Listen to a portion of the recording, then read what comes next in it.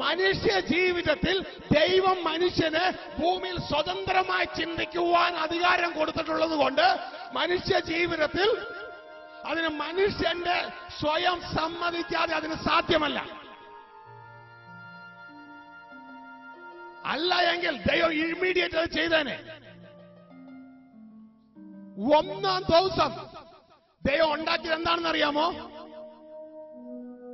ഒന്നാം ദിവസം, സൃഷ്ടിപ്പിന്റെ ഒന്നാം ദിവസം ദൈവം എന്തുണ്ടാക്കി? പ്രിയ കുഞ്ഞെ, ആദ്യം ദൈവം ഉണ്ടാക്കിയത് വെളിച്ചമാണ്. അതുകൊണ്ടാണ് ഒരുവൻ ലോകത്തിൽ നിന്ന് ക്രിസ്തുവിന്റെ അടുക്കലേക്ക് വന്ന് ആദ്യം അവനോട് പറയുന്നത്, നിന്റെ ഉള്ളിൽ നീ ക്രിസ്തുവിനെ രക്ഷിതാവായി സ്വീകരിച്ച് വെളിച്ചം നിന്റെ അകത്ത് കൊണ്ടുപോവാ. ആദ്യ പടി എന്ന് പറയുന്നത് വെളിച്ചം അകത്ത് കൊണ്ടുവരികയാണ്. ആമേൻ, ഹല്ലേലൂയ. ആ വെളിച്ചം മതി നമ്മളിലുള്ള ഇരുട്ടിനെ കീഴടക്കാൻ. ആമേൻ. പക്ഷെ നമ്മൾ അനുവദിക്കണം, നമ്മൾ സമ്മതിക്കണം. മനസ്സിലായോ? മനുഷ്യന് ഈ വിഷയമുള്ളൂ, അല്ലാത്തതിന് ദൈവത്തിന് ഈ വിഷയമില്ല.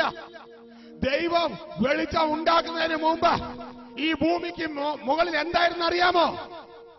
ആ വാക്യം ഉൽപ്പത്തി പുസ്തകം 1-ാം അധ്യായം 2-ാം വാക്യം വായിക്കുമ്പോ ദൈവം വെളിച്ചം ഉണ്ടാക്കുന്നതിന് മുമ്പ് ഭൂമിക്ക് മുകളിൽ ഇരുളായിരുന്നു. ഒന്ന് വായിച്ചേ. ഭൂമി പാഴായും ശൂന്യമായിരുന്നു. ഭൂമി പാഴായും ശൂന്യവുമായിരുന്നു. ആഴത്തിന് മീതെ ഇരുളുണ്ടായിരുന്നു. ആഴത്തിന് മീതെ എന്തുണ്ടായിരുന്നു? ഇരുളുണ്ടായിരുന്നു. ഇരുള്. പറഞ്ഞ ആഴത്തിന് മീതെ ഇരുളുണ്ടായിരുന്നു. ഇന്ന് പലരുടെയും ജീവിതം പിശാച് പാഴാക്കി ശൂന്യമാക്കി ഇരിക്കുകയും മാത്രമല്ല അതിന്റെ മുകളിൽ അടയിരിക്കുകയും കൂടിയാ. മനസ്സിലായോ? പാഴ് ശൂന്യമാക്കാൻ മാത്രമല്ല അതിന്റെ മുകളിൽ അടയിരിക്കുന്നു. അവിടേക്ക് ഒരു മാറ്റം വേണമെങ്കിൽ ആദ്യം എന്ത് വേണം? എന്ത് വേണം? വെളിച്ചം വേണം. കർത്താവ് പറഞ്ഞ്, പിതാവ് പറഞ്ഞ് വെളിച്ചം ഉണ്ടാകട്ടെ. എന്ത് സംഭവിച്ചു? എന്ത് സംഭവിച്ചു? പ്രിയരെ, ഈ റൂം മുഴുവൻ ഇരുട്ടാ. ഇവിടെ പുറകിൽ ഇരിക്കുന്ന സഹോദരന്മാരിൽ ആരെങ്കിലും അവിടെ നിന്നുകൊണ്ട് അവിടുത്തെ സ്വിച്ച് ഒന്ന് ഓൺ ചെയ്താൽ ഈ റൂം മുഴുവൻ എന്തായി മാറും? സത്യമാണോ? ഈ റൂം മുഴുവൻ വെളിച്ചമായി മാറത്തില്ലേ? ഇരുട്ടിനെ ആരെങ്കിലും ഓടിക്കണോ? ഇരുട്ടിനെ ആരെങ്കിലും ഓടിക്കണോ? ഇവിടെ പാഴും ശൂന്യവുമായ ഭൂമിക്ക് മുകളിൽ എന്തുണ്ടായിരുന്നു? ഇരുട്ടുണ്ടായിരുന്നു. കർത്താവ് വെളിച്ചം ഉണ്ടാകട്ടെ എന്ന് പറഞ്ഞപ്പോ എന്ത് സംഭവിച്ചോ? ഇരുട്ടവിടെ പോയി. ഇരുട്ടവിടെ പോയി. ഇരുട്ട് അവിടെ ഉണ്ട്. പക്ഷേ ഇരുളിന് വെളിച്ചത്തെ കീഴടക്കാൻ കഴിഞ്ഞില്ല. വെളിച്ചം ഇരുളിനെ കീഴടക്കി. മനസ്സിലായോ? പക്ഷെ ദൈവം ചെയ്ത ആദ്യത്തെ പണി എന്നാന്നറിയാം? Praise God. ദൈവം ചെയ്ത ആദ്യത്തെ പണി എന്ന് പറയുന്നത് ദൈവത്തിന് ഇരുള് വേണം. ദൈവത്തിന്റെ പർപ്പസ് നിവർത്തിക്കാൻ ദൈവത്തിന് ഇരുള് വേണം. ഒരു സന്ധ്യ ഉണ്ടാക്കാൻ ദൈവത്തിന് ഇരുൾ വേണം. ആമേൻ, ഹല്ലേലൂയ. ദൈവം എന്താ ചെയ്യുന്നറിയാമോ? വെളിച്ചത്തെ ഇപ്പൊ എന്തില്ല? ഇരുട്ടില്ല. വെളിച്ചം ഉണ്ടായപ്പോൾ ഇരുട്ടില്ല. ഇരുട്ട് മുഴുവൻ വെളിച്ചത്തിന്റെ മുമ്പ് കീഴടങ്ങിപ്പോയി. ദൈവം എന്തെന്നറിയാമോ? വെളിച്ചത്തെ ഇങ്ങോട്ട് മാറ്റി. വെളിച്ചത്തെ മാറ്റിയിട്ട് ഇതിന് രണ്ടാക്കി നിർത്തി. ആമേൻ. എപ്പോഴും പ്രശ്നം വെളിച്ചം വന്നാൽ ഇരുള് പോകും. ആമേൻ. ഞാൻ എന്റെ ഭാവനെ കണ്ടത് ഇരുളെന്ന് പറഞ്ഞാൽ പിശാച. ഞാൻ എന്റെ ഭാവനെ കണ്ടത് കർത്താവ് വെളിച്ചം ഉണ്ടാകട്ടെ, വെളിച്ചം ഉണ്ടായതോടുകൂടി ഇരുള് പറഞ്ഞ് മുട്ടുകുത്തി. ഇന്ന് കർത്താവ് യേശു വന്നപ്പോ ഒരു പ്രാർത്ഥന പ്രാർത്ഥിച്ചു. എന്നറിയാമോ? മഹോന്നതനായ ദൈവത്തിന്റെ പുത്ര, സമയത്തിന് മുമ്പ് ഞങ്ങളെ ദണ്ഡിപ്പിക്കാൻ എന്തിനാ വന്ന്? ആമേൻ, ഹല്ലേലൂയ. ദൈവം ഇരുളിനെ, പിശാചിനൊരു സമയം വെച്ചിട്ടുണ്ട് ദണ്ഡിപ്പിക്കാൻ. ആമേൻ. അതുവരെ തന്റെ പർപ്പസ് നിവർത്തിക്കുവാൻ തക്കവണ്ണം ഇരുളിനെ ദൈവം അനുവദിച്ചെന്നേ ഉള്ളൂ. ഇരുൾ ഒന്നാം ദിവസം ഇരുള് കീഴടങ്ങിയതാന്നേ. ദൈവ സൃഷ്ടിപ്പിന്റെ ഒന്നാം ദിവസം തന്നെ ഇരുള് കീഴടങ്ങി. ആമേൻ. പക്ഷേ ദൈവം ഇരുട്ടിനെ അനുവദിച്ചു. അതുകൊണ്ടാണ് നമ്മൾ കേട്ടിട്ടില്ലേ, സാത്താൻ എന്താ ചെയ്യുന്നേ? ദൈവം ഏകനെന്ന് വിശ്വസിക്കുക മാത്രമല്ല വിറയ്ക്കുക കൂടി ചെയ്യുന്നു. വിറയ്ക്കുക കൂടി. കാരണം നമ്മളെ ദൈവം അനുവദിക്കാതെ പിശാചിന് ഒന്നും ചെയ്യുവാൻ കഴിയുകയില്ല. ഒന്നും ചെയ്യുവാൻ. ഹല്ലേലൂയ. മാത്രമല്ല ദൈവം പിശാചിന് ഒരു ഡ്യൂട്ടി കൂടി കൊടുത്തു. എന്താ ഡ്യൂട്ടി എന്നറിയോ? പരീക്ഷകൻ. പരീക്ഷകൻ ആരെല്ലാം ഭൂമിയിൽ വന്നാലും അവരുടെ ജീവിതത്തിന് നീ വേണം ഇരുട്ട് കൊടുക്കാൻ. നീ വേണം ഇരുട്ട് പരീക്ഷ കൊടുക്കാൻ. ഇതൊന്നും മനുഷ്യന്റെ ബുദ്ധിക്ക് മനസ്സിലാവുന്നതല്ല. മനുഷ്യന്റെ ബുദ്ധിക്ക് മനസ്സിലാവുന്നതല്ല. ദൈവം എന്തിനാ ഇതൊക്കെ അനുവദിക്കുന്നത്? പ്രിയരെ, നമ്മളുടെ ദൈവം സിംഹാസനത്തിൽ ഇരിക്കുമ്പോ നമുക്കൊന്നിനും ഭയപ്പെടാനില്ല. പക്ഷേ കാര്യം എന്താണെന്ന് അറിഞ്ഞുകൂടാ എങ്കിൽ നമ്മൾ ഭയപ്പെടും. ആമേൻ. ഹല്ലേലൂയ. ഡൽഹിക്കൊക്കെ പോകുമ്പോൾ ഈ ട്രെയിൻ പല തുരങ്കങ്ങളിലൂടെ കടന്നു പോകണം. അപ്പോ സ്വരം മാറും. പക്ഷെ ഡൽഹിക്ക് പോകുന്ന ഒരു വ്യക്തിക്ക് തുരങ്കത്തിലൂടെ ട്രെയിൻ പോകണമെന്ന് അറിഞ്ഞുകൂടാ. പെട്ടെന്ന് ഉറക്കത്തിലായിരുന്നു, പെട്ടെന്ന് അതിന്റെ ഉള്ളിൽ കയറിയ ആ സമയം വല്ലാത്ത സൗണ്ട് എട്ടിത്തിരിയും. ശരിയല്ലേ? പക്ഷേ ഡൽഹിക്ക് പോകുമ്പോ ഇരുട്ടുണ്ടെന്ന് മനസ്സിലായാലോ ഞെട്ടിത്തിരിയത്തില്ല. ആമേൻ. കുഞ്ഞേ, എന്റെ നിങ്ങളുടെ യാത്രയില് കൂരിരുൾ താഴ്വരകളുണ്ട്. അതുകൊണ്ടാ ദൈവത്തിന്റെ വചനം പറയുന്നത് കൂരിരുൾ താഴ്വരയുണ്ട്. ശരിയാ. പക്ഷെ കൂരിരുൾ താഴ്വരയിലൂടെ ഞാൻ കടന്നുപോയാലോ എന്റെ സിംഹാസനത്തില് എന്റെ അപ്പ അവിടെ ഇരിക്കുന്നുണ്ട്.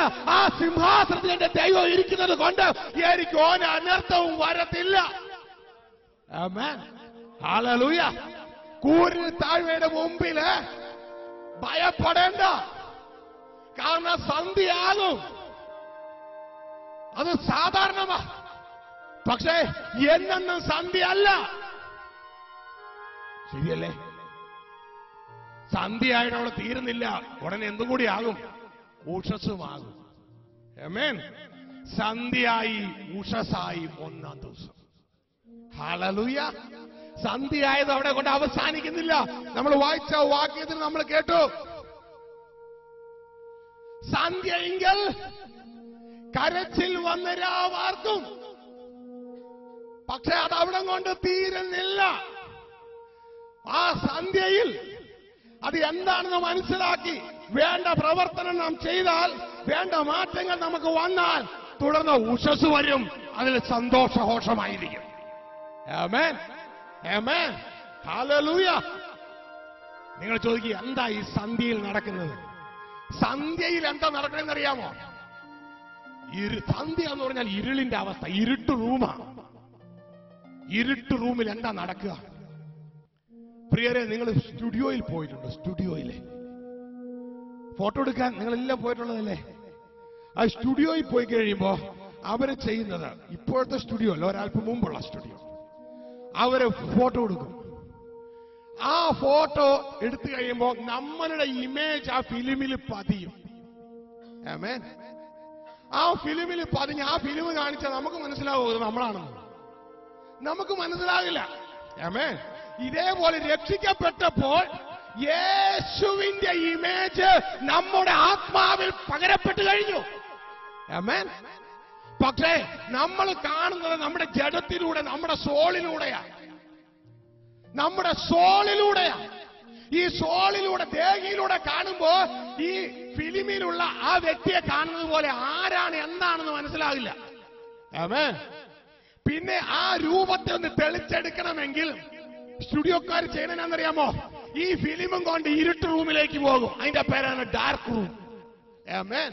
ആ ഡാർക്ക് റൂമിലേക്ക് പോയിട്ട് ഈ ഫിലിമിനെ ചില പ്രോസസ്സിലൂടെ കടത്തിവിടും.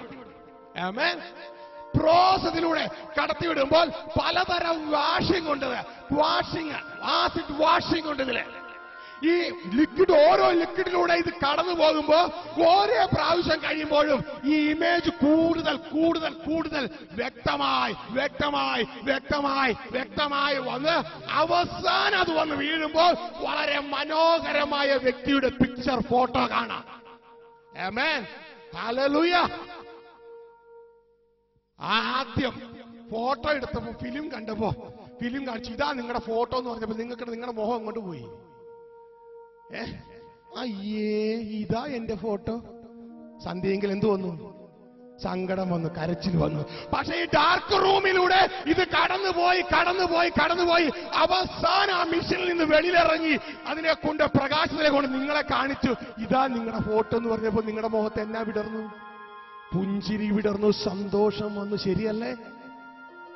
ഉഷസ്സിലോ ആനന്ദഘോഷം വരുന്നു. ആമേൻ, ഹല്ലേലൂയ. ഇതേപോലെ ഒരു ആനന്ദഘോഷം നമ്മുടെ ജീവിതത്തിൽ വരുന്നത് വരെ നമ്മുടെ ദൈവത്തിന് റെസ്റ്റില്ല. ആമേൻ. പക്ഷെ എന്റെയും നിങ്ങളുടെ കരച്ചിൽ അവസാനിപ്പിക്കുവാൻ അതിനാ ദൈവം പാടുപെടുന്നേ. കാരണം ഈ പ്രോസസ് എന്താണെന്ന് നമുക്ക് മനസ്സിലാകുന്നില്ല. ഇതിനാ ദൈവം പാടുപെടുന്നേ. ഹല്ലേലൂയ. ഉൽപ്പത്തി പുസ്തകം 1-ാം അധ്യായം 2-ാം വാക്യത്തിൽ ഭൂമി പാഴ് ശൂന്യവുമായിരുന്നെങ്കിൽ ദൈവം ഇതേ പ്രോസസ്സിലൂടെ ഭൂമിയെ കടത്തിവിട്ടു. ഇതേ പ്രോസസ്സിലൂടെ ഭൂമിയെ കടത്തി വിട്ടു കഴിഞ്ഞപ്പോൾ ഉൽപ്പത്തി പുസ്തകം 1-ാം അധ്യായം 31-ാം വാക്യത്തിൽ ഭൂമി എന്തായി തീർന്നു? അത് മനോഹര രൂപിയായി തീർന്നു. ആമേൻ, ഹല്ലേലൂയ. ചില സന്ധ്യകളിലൂടെ ഭൂമി മനോഹര രൂപമായി തീർന്നു. ചില പ്രോസസ്സുകളിലൂടെ ഭൂമി കടന്നുപോയി. ഭൂമി മനോഹര രൂപമായി തീർന്നു. ചില പ്രോസസ്സുകൾ നമ്മുടെ ജീവിതത്തിൽ അനുവദിച്ച് നമ്മൾ ദൈവം മനോഹര രൂപമാക്കുകയാണ്. അതുകൊണ്ട് രാത്രിയെ ഭയപ്പെടരുത്. ആമേൻ, രാത്രിയെ ഭയപ്പെടരുത്.